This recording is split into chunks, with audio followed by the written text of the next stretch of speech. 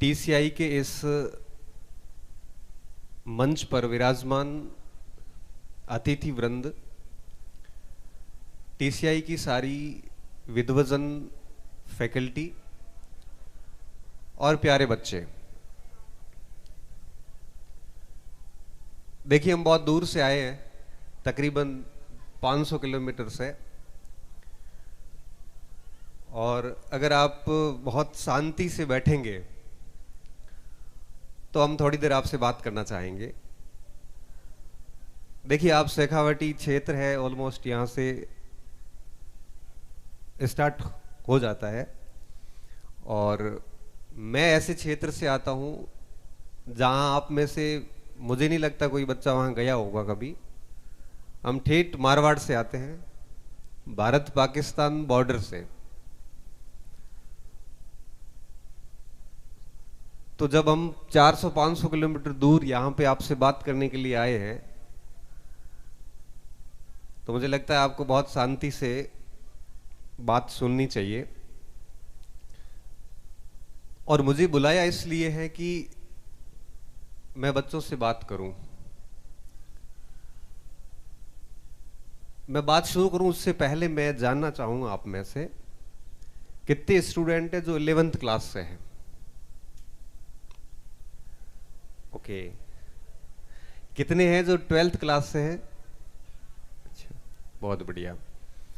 और 11th और 12th के बाद के कितने स्टूडेंट हैं?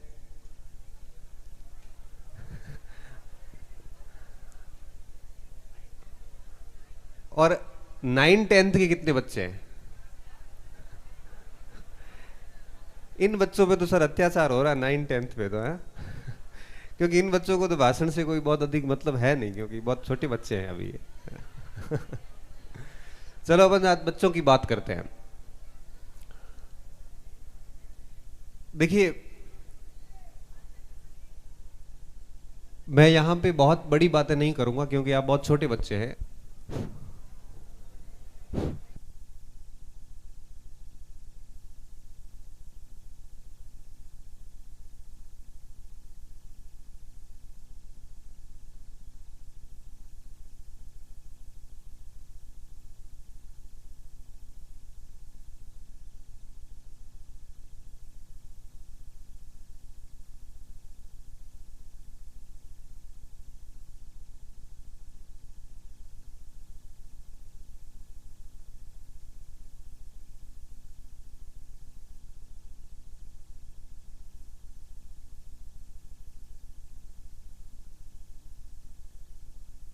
की बात करेंगे, बच्चों के स्तर की बात करेंगे।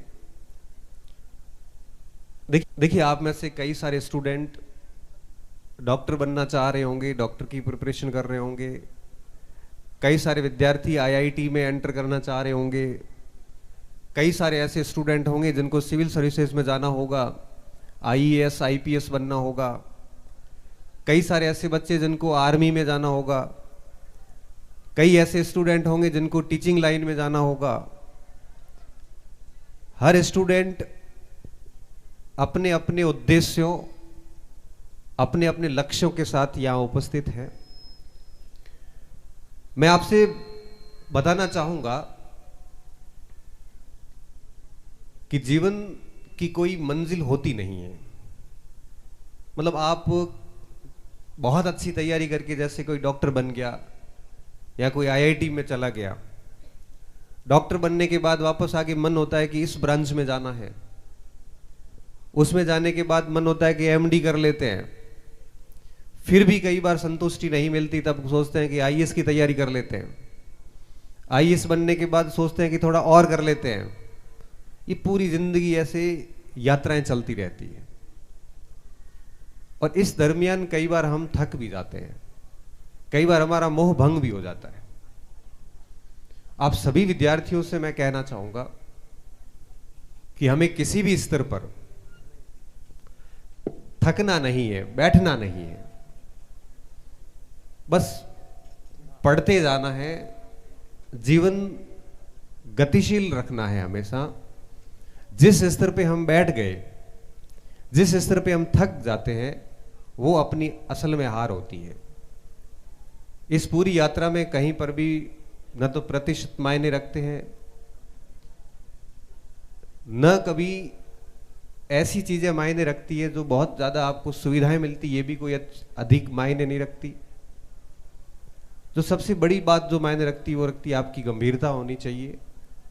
किसी भी लक्ष्य को लेके आप जिसकी प्रिपरेशन कर रहे हैं, आप जिसकी तैयारी कर रहे हैं, ये बड़ा खूबसूरत जीवन है, आपका बचपन है, अभी आप स्कूली जीवन को जी रहे हैं, आपको खूब एंजॉय करना चाहिए, खूब पढ़ाई करनी चाहिए, और जैसे जैसे आगे बढ़ोगे वैसे वैसे ये सतत परिवर्तनशील है। मैं आपको एक छोटा सा उदाहरण देता हूं। मेरे एक साथी थे जो 2011-12 की बात है, पीएमटी की तैयारी, उस समय पीएमटी होता था, नीट नहीं होता था। उन्होंने एक अटेम्प्ट लिया, उसमें उनका सिलेक्शन नहीं हुआ। वो 12वीं के 7 अटेम्प्ट था। उसके बाद में उन्होंने एक दूसरा अटेम्प्ट और लिया, उसमें भी उनका सिलेक्शन नहीं हुआ। तब उनके पिताजी ने कहा कि बेटा तेरे से ये पीएमटी वगैरह सेट नहीं बैठेगा, सीपीएमटी आरपीएमटी होते थे उस समय, तो ये पढ़ाई वढ़ाई छोड़, साइंस की छोड़ दे, आर्ट्स ले ले और बीएड वीएड करके शिक्षक बन जाना। उन्होंने कहा कि मुझे एक अटेम्प्ट और दे दो तो मैं बढ़िया कर लूंगा। उन्होंने उस लास्ट अटेम्प्ट मान लिया, उसको डू एंड डाई सिचुएशन होती है ना कि बस करो या मरो की स्थिति, और अपनी पूरी ताकत लगाई, रात दिन एक किए, और बहुत मेहनत करने के बाद तीसरे अटेम्प्ट में उनकी राजस्थान में ठीक ठाक रैंक आई, टॉप 10 में थे, नवोदय विद्यालय से पास आउट थे, और फिर एसएमएस कॉलेज जयपुर में मेडिकल साइंस में एडमिशन हुआ। अब मेडिकल साइंस में पढ़ते पढ़ते ही तीसरे साल उनका मन उठ गया कि ये डॉक्टर बनना कोई वो बात नहीं है जिसके लिए उन्होंने 4 साल मेहनत करके पीएमटी के जरिए एसएमएस कॉलेज मिला। एसएमएस कॉलेज अच्छा कॉलेज माना जाता है। उसके बाद एक दिन हमारी वार्ता हुई, बात हुई, मैं एक दिन एसएससी का पेपर देने के लिए जयपुर आया था, और हम रात में उनके रूम में ठहरे। तो रात में ठहरे तो बात करते करते कहा कि यार मैं इस डॉक्टर सेवा से सेटिस्फाइड नहीं हूं, खूब मेहनत करी, एसएमएस में भी आ गए, सारी चीजें हो गई, लेकिन एक अंदर से ना संतुष्टि नहीं है। तो मैंने कहा क्या करना, आगे क्या विचार है? तो कि मैं सोच रहा हूं कि मैं आईएएस की तैयारी कर लूं। ठीक है, आईएएस की कर लो।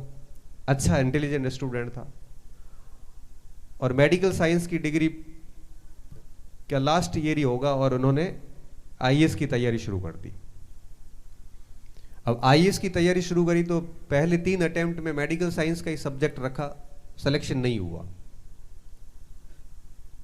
चौथा अटेम्प्ट सब्जेक्ट चेंज किया, और छठे अटेम्प्ट में जाके उनका आईएएस में सिलेक्शन हुआ, और इंडियन रेवेन्यू सर्विसेज मिला, आईआरएस। आईआरएस मिलने के बाद में छठा अटेम्प्ट था वो, ओबीसी कैटेगरी को 3 अटेम्प्ट और 9 अटेम्प्ट होते हैं टोटल। आईआरएस मिलने के बाद में जब ट्रेनिंग पूरी हुई तो फिर जब हम मिले तो बोले कि यार एक अटेम्प्ट और ले लेता हूं, क्या पता आईएएस बन जाऊं। मैंने कहा भाई कर क्या रहे हो?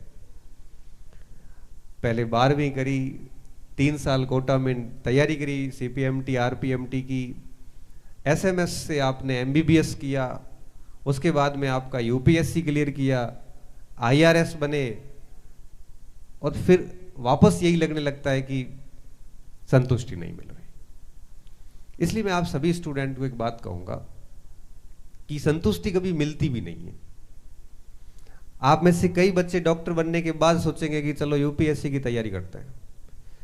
कई लोग यूपीएससी के अंदर आईएएस बनने के बाद वो नौकरी छोड़ देते हैं। अभी अभी एक सिविल सर्विसेज के अंदर एक आईएएस महोदय ने, जो आईआईटी पास आउट थे, आईआईटी करने के बाद में आईएएस बने, आईएएस बनने के बाद में 6-7 साल की जॉब करने के बाद में आईएएस छोड़ दिया। तो मेरा कहने का मतलब यह है कि कोई भी नौकरी, कोई भी सेवा इतनी बड़ी है नहीं। अभी आपको लग रही होगी कि बहुत बड़ी चीजें हैं, पता नहीं क्या होगा कैसे होगा। सब चीजें बड़ी आसानी से मिल जाती है, बस उसके लिए हमें ठीक से तैयारी करनी पड़ती है। आज के विद्यार्थियों के साथ में दिक्कत कहाँ आती है? जो पढ़ता है वो बहुत पढ़ता है, जो नहीं पढ़ता वो नहीं पढ़ता है। तब मैं कई बार कहता हूं कि पढ़ाई भी करिए, साथ साथ में खेल कूद भी करिए, हर एक्स्ट्रा करिकुलम एक्टिविटीज में भाग लीजिए, एक दिनचर्या नियमित बनाइए। आपको एक मोटिव होना चाहिए, किसी मोटिवेशन की आपको आवश्यकता नहीं रहेगी।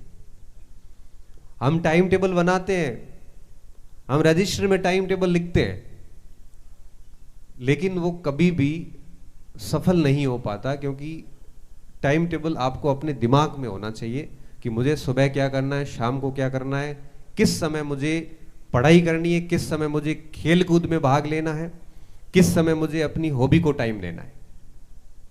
हम उलझे रहते हैं सुबह से शाम, बच्चों को ऊपर कई बार इतना प्रेशर ले लेते हैं कि मुझे 99 बनाने हैं, मुझे 98 करना है, मुझे इतना करना है। इतना कुछ हासिल होगा नहीं बेटा परसेंटेज से। क्योंकि मैं मेरी खुद की बात करूं, मैं जब 10th क्लास में था तो मेरे उस साल 49% बने, मात्र 49%। तो घर वालों ने कहा कि इसको ITI करवा देते हैं। IIT मत सोचना आप, 10वीं में जब 50 ही नहीं है तो ITI के लायक ही है। फिर जब 12वीं करी तो मेरे 12वीं में फिर 61 ही बने। इसमें भी हम भूल गए हैं कि किस विषय में कितने मार्क्स थे। अब परसेंटेज की वैल्यू आप समझ सकते हो कि जब हमें आज जब किसी गवर्नमेंट डॉक्यूमेंट्स में मार्क्स भरने पड़ते हैं तो हमें फाइल निकालनी पड़ती है कि मार्क्स है कितने, हम भूल गए। फिर जब कॉलेज में आए तो उस समय बात समझ में आई कि परसेंटेज मैटर नहीं करते, ठीक ठाक पढ़ाई कर लेंगे तो किसी अच्छी जगह चले जाएंगे। इसलिए कहते हैं ना, हर व्यक्ति की नियति में तय है कौन कहां जाने वाला है, या आपको नहीं पता। अब हम भी रवाना हुए थे सिविल सर्विसेज के लिए और घूम के पहुंच गए शिक्षा विभाग में। अब इतने कम प्रतिशत के बाद भी हमने हमारी पढ़ाई जारी रखी, खेल कूद को डेली टाइम देना। आज भी समय मिलता है, 1-2 घंटे हम खेलने जाते हैं। और इन सब पढ़ने पढ़ाने के बाद खूब सारा समय शेष बचता है, वो खुद को देते हैं। और उसी का परिणाम था कि मैंने जितनी भी परीक्षाएं मेरे क्षेत्र में आती थी मैंने दी, बड़े आराम से पास होता गया। और आज तकरीबन 16 वर्ष की नौकरी हो गई है। 16 साल से भारत सरकार और उसके बाद राजस्थान सरकार में मैं सेवाएं दे रहा हूं। कहीं मैटर नहीं करता कि आप कितने परसेंटेज हैं, आप 10वीं 12वीं में कितने ब्रिलियंट रहे हैं या कमजोर रहे हैं, ये चीजें बहुत अधिक मायने नहीं रखती। जीवन में जो सबसे जरूरी चीज है वो ये है कि आप एक अच्छी विद्यार्थी हमेशा बने रहें। आपकी कोई गलत आदत नहीं होनी चाहिए, आपका कोई गलत ग्रुप नहीं होना चाहिए, आपके साथी बहुत अच्छे होने चाहिए। आप जिन लोगों के साथ रहते हैं उनका प्रभाव आपके ऊपर अवश्य पड़ेगा। आपका ग्रुप देख के हम बता सकते हैं कि आप क्या बनने वाले हैं। आपकी दिनचर्या फिक्स होनी चाहिए। और मुझे लगता है कि हम लोग सफलता के लिए तैयार बैठे हैं। हमारे को परीक्षा पास करने के बाद में क्या करना है ये सब पता है, लेकिन हम असफलता के लिए तैयार नहीं है। तब मैं स्टूडेंट को कई बार ये कहता हूं कि हमें असफलता के लिए भी तैयार रहना चाहिए। दिमाग में हमेशा रखना चाहिए कि फेल हो गए तो क्या। अगर आप पहले से ये सोच के रखते हैं तो आपके ऊपर कभी किसी प्रकार का दबाव नहीं आएगा। बाकी आप बहुत भाग्यशाली लोग हैं, मैं आपको बता रहा हूं फिर से, आप बहुत भाग्यशाली है कि आप ऐसे क्षेत्र में हो जहां संसाधनों की कोई कमी नहीं है, एजुकेशन इंस्टीट्यूट खूब है। आप एक बार हमारे मारवाड़ आके देखो, आपको 40-50 किलोमीटर की रेंज में कोई निजी विद्यालय नहीं मिलेगा आपको 10th तक का। आपको कॉलेज के लिए 100 से 150 किलोमीटर दूर जाना पड़ेगा। आप हमारे क्षेत्र में आके देखोगे तो आपको पानी लाने के लिए भी कितनी मशक्कत करनी पड़ती है, आपको समझ में आएगा कि वहां बच्चों के क्या हालात हैं। बालिका शिक्षा की मैं वहां बात करूं तो घर की बच्चियों को बाहर नहीं भेजते। आज भी मारवाड़ के अंदर बहुत स्थितियां खराब है। कुछ जगहों पे बच्चियां अब पढ़ना शुरू हुई है, बाकी हालत यह है कि बच्चियों को गांव के अंदर जो गवर्नमेंट स्कूल है वहां तक जितनी पढ़ाई उतनी करवा दी जाएगी, उसके बाद उसकी पढ़ाई बंद हो जाती है। आप तो इतने भाग्यशाली है कि आप बहुत अच्छी जगह है, अच्छे घरों से है, यहाँ बहुत अच्छे इंस्टीट्यूट है पढ़ने के लिए। राजधानी के अंदर आप बैठे हैं, राजधानी यहाँ से बहुत दूर नहीं है, घंटे भर का रास्ता है। हमें राजधानी आने के लिए 12 घंटे की यात्रा करनी पड़ती है। हमें हमारे भाई बहनों को बाहर जयपुर भेजने के लिए वहां से ट्रेन में बिठा के 11 घंटे की यात्रा के बाद बच्चा जयपुर आके पहुंचता है। हमें उस क्षेत्र की स्थितियों को देखते हैं तब यहां लगता है कि यहां कितनी सारी सुविधाएं हैं आपके पास। इसलिए आप इन सुविधाओं का अच्छा यूज लीजिए। यह क्षेत्र राजस्थान के बाकी सारे क्षेत्रों से 50 साल आगे चलता है। जब हम लोग अध्ययन से समझते नहीं थे तब यहां पर 1920 के दशक में विद्यालय स्थापित हो गए थे। तो आप तो बड़े भाग्यशाली जनरेशन है, इसका पूरा यूटिलाइजेशन लेना चाहिए। अगर आप नहीं पढ़ते हैं तो मारवाड़ अभी बहुत ठीक प्रदर्शन कर रहा है। सरकारी भर्तियों में अभी स्थितियां ये हैं कि बाड़मेर जैसलमेर जैसे पिछड़े हुए क्षेत्र जो एजुकेशन में कहीं स्टैंड नहीं करते थे, आज हर वैकेंसी में आप अगर टोटल सिलेक्शन देखोगे तो टॉप 5 में वो मारवाड़ के मरुस्थल के जिले आने शुरू हो गए हैं।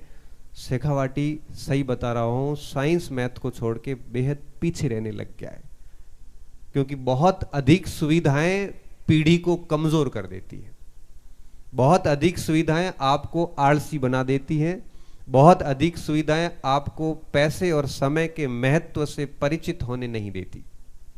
आप बहुत अच्छी सुविधाओं में जी रहे हैं, इसलिए आप इसका बहुत अच्छे से यूटिलाइज करिए, खूब मेहनत करिए। आप सौभाग्यशाली हैं कि आपको गुरुजनों का सानिध्य मिला हुआ है, अच्छे इंस्टीट्यूट मिले हुए हैं, यहाँ हर प्रकार की अच्छी पढ़ाई होती है और इसको जितना आप अच्छे से करोगे उतना आप आगे जाओगे।